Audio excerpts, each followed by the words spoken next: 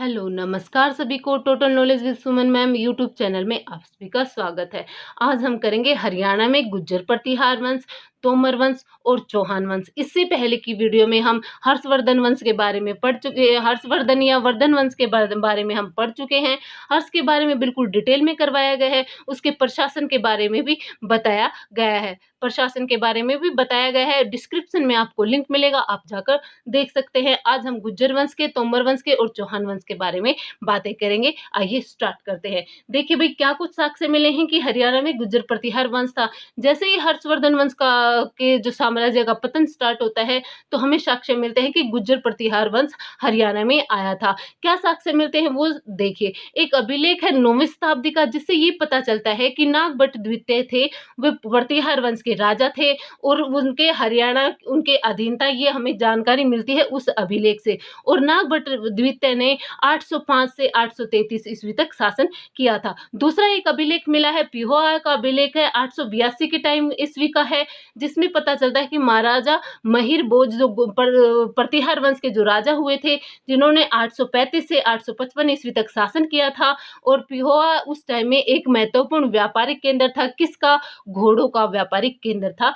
किसके टाइम में? राजा महिर भोज के टाइम में। एक और साक्ष्य मिले हैं, जो अग्रवा में सारेगामापा जो संगीत का अभिलेख मिला है, उससे ये पता चला है कि ये अभिलेख है, ये गुज्जर प्रतिहार वंश के समय का है। ये 3 साक्ष्य मिले हैं गुज्जर प्रतिहार वंश के, जिससे ये पता चलता है कि हरियाणा में गुज्जर प्रतिहार वंश का शासन चला था। उसके बाद आता है तोमर वंश। अब हम तोमर वंश और चौहान वंश के बारे में जानेंगे। जैसे ही प्रतिहार वंश का पतन स्टार्ट होता है, 9वीं शताब्दी के अंत का एक पता चलता है कि किसका अभिलेख है। महेंद्रपाल जो तोमर वंश के राजा हुए थे, उनका एक अभिलेख मिला है, पिहोवा अभिलेख मिला है, जिससे ये पता चलता है कि तोमर वंश के जो पहले नाम राजा था, उसका नाम था जाडल। जाडल तोमर वंश का पहला राजा था। पिहोवा अभिलेख से पता चला है, महेंद्रपाल के अभिलेख से ये बात पता चली है।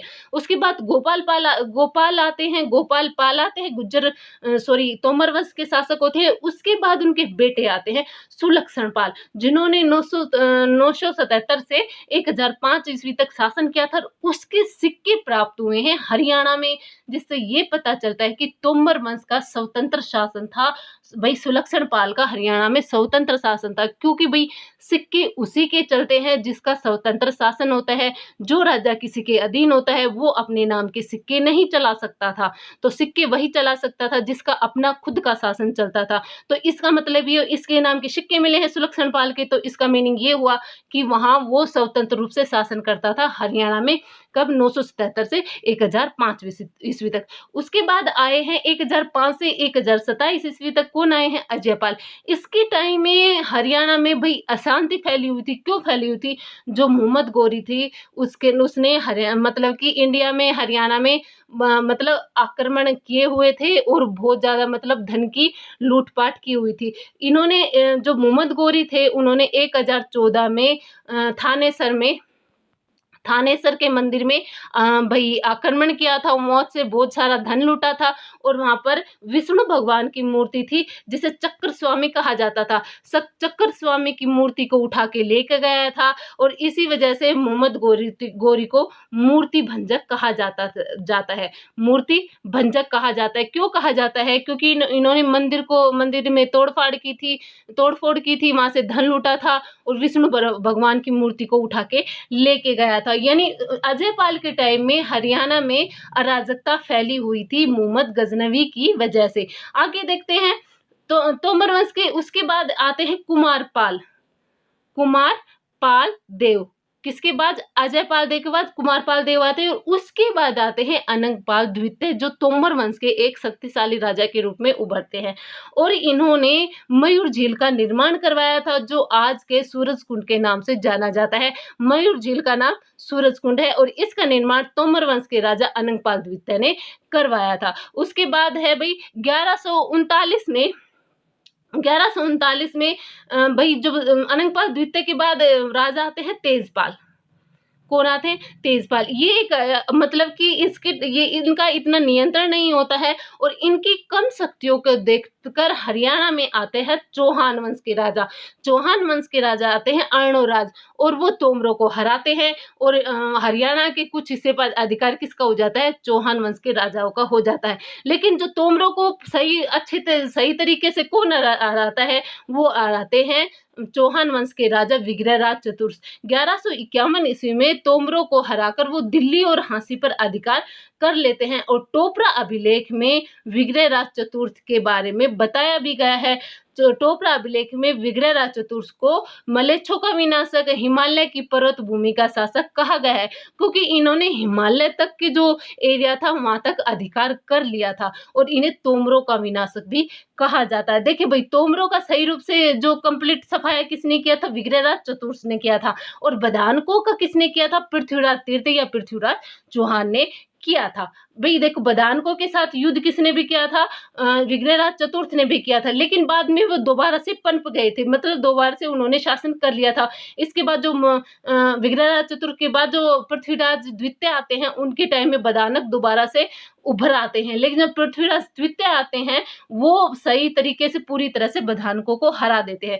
आगे देते हैं, पृथ्वीराज चौहान ने बदानकों को हराकर उन्हें अपने राज्य में मिला लिया था। किन्हें? बदानकों के। ये कौन थे भाई? गुड़गांवा और जो रेवाड़ी का जो एरिया होते हैं वो था, उसमें बदानकों का शासन था और ये मतलब ये अच्छी तरह से स्वतंत्र रूप से शासन किए हुए थे।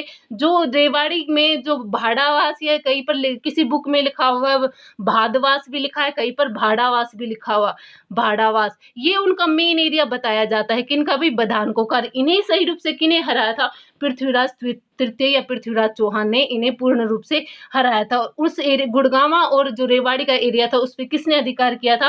पृथ्वीराज चौहान ने किया था। कालांतर में आगे चलते हुए जो पृथ्वीराज चौहान है उनका जो तराइन की का युद्ध होता है, पहला युद्ध होता है किसके साथ? मोहम्मद गोरी के साथ। देखिए भाई, अजयपाल जब तोमर वंश के शासक होते हैं, अजयपाल उस टाइम मोहम्मद गजनवी होता है। आगे चलते चलते मोहम्मद गोरी का शासन आ जाता है और फिर भाई वो भी किसे धन लूटने के लिए भाई इंडिया में प्रवेश करता है और उसका सामना किससे होता है? पृथ्वीराज चौहान से होता है। 1191 में पृथ्वीराज चौहान या पृथ्वीराज तृतीय और गोरी के बीच में तराइन, जो कि करनाल में है, जिसे तरावड़ी नाम से भी जाना जाता है, वहां पर युद्ध होता है और इसमें जो हास्य के शासक होते हैं गोविंद राय, वो किसका साथ देते हैं? वो पृथ्वीराज चौहान का साथ देते हैं और इस युद्ध में पृथ्वीराज चौहान की विजय होती है। और जो सरहिंद का जो किला होता है या सरहिंद की जगह पर भी तबर हिंद भी लिखा मिल सकता है, तो तबर हिंद या सरहिंद का जो किला होता है उस पर पृथ्वीराज चौहान का अधिकार हो जाता है और इस युद्ध में मोहम्मद गोरी की बुरी तरह से पराजय होती है। उसके बाद 1 साल बाद ही तराइन का दूसरा युद्ध होता है। इस टाइम में क्या होता है कि जो भारत में जो शासन कर रहे होते हैं उनमें आपस में फूट पड़ जाती है। किसके बीच? जयचंद और पृथ्वीराज चौहान के बीच फूट पड़ जाती, क्योंकि जो पृथ्वीराज चौहान है वो जयचंद की बेटी का अपहरण कर लेता है और इस वजह से बदला लेने के लिए जो जयचंद होता है वो मोहम्मद गोरी का साथ देता है। किसका साथ देता है? मोहम्मद गोरी का साथ देता है और इस युद्ध में मोहम्मद गोरी की विजय होती है, जो कि भारत में आगे चलकर मुगल वंश भाई गुलाम वंश का शासन शुरू होता है। इसमें मोहम्मद गोरी की विजय होती है और पृथ्वीराज चौहान की हार होती है। और तराइन के युद्ध का समाप्त होने के बाद जैसे जैसे मोहम्मद गोरी आगे बढ़ता है तो हांसी में जाटवा नाम के जो शासक होते हैं वो मोहम्मद गोरी का साथ, उसके साथ मोहम्मद गोरी का युद्ध होता है, लेकिन वो हार जाते हैं। उसके बाद जब आगे बढ़ते हुए सेना आती है तो रेवाड़ी में राजा तेजपाल होते हैं, उनका मोहम्मद गोरी के साथ मोहम्मद गोरी को वो रोकते हैं, उनका युद्ध होता है। लेकिन जो मोहम्मद गोरी के जो सेनापति होते हैं कुतुबुद्दीन ऐबक, जो गुलाम वंश की स्थापना करते हैं, वो होते हैं वो तेजपाल की हत्या कर देते हैं। इस तरह से मोहम्मद गोरी दिल्ली तक पहुंचता है और ये जो सारा सब कुछ किसके हाथों में? कुतुबुद्दीन ऐबक के हाथों में सौंप कर चला जाता है। अब देखते हैं क्या साक्ष्य मिले हैं कि भाई चौहान वंश के क्या कुछ साक्ष्य मिले हैं हरियाणा में। हांसी में चौहानों से संबंधित अभिलेख मिले हैं। एक असीरगढ़ का किला है जो हांसी में है, वो भी चौहानों से संबंधित है। करनाल का किला है जो पृथ्वीराज चौहान ने बनवाया था। गोहाना की कचहरी व किला है वो भी पृथ्वीराज चौहान ने अपने सेनापति दरिया सिंह के लिए बनवाया था। ये साक्ष्य मिले हैं किनके? चौहान भाई कि हरियाणा में चौहान शासन भी था। इस तरह से चौहान वंश का अंत होता है और भारत में आता है भाई मुसलमानों का शासन शुरू होता है और इस तरह से गुलाम वंश की स्थापना होती है 1206 में। 1206 में गुलाम वंश की स्थापना होती है। अब नेक्स्ट वीडियो में हम पढ़ेंगे हरियाणा में दिल्ली सल्तनत काल को कंप्लीट। नेक्स्ट वीडियो में हम पढ़ेंगे। अगर आपको वीडियो अच्छी लगी हो तो लाइक कीजिए, शेयर कीजिए, कमेंट कीजिए और चैनल पर नए हैं तो सब्सक्राइब कीजिएगा। धन्यवाद।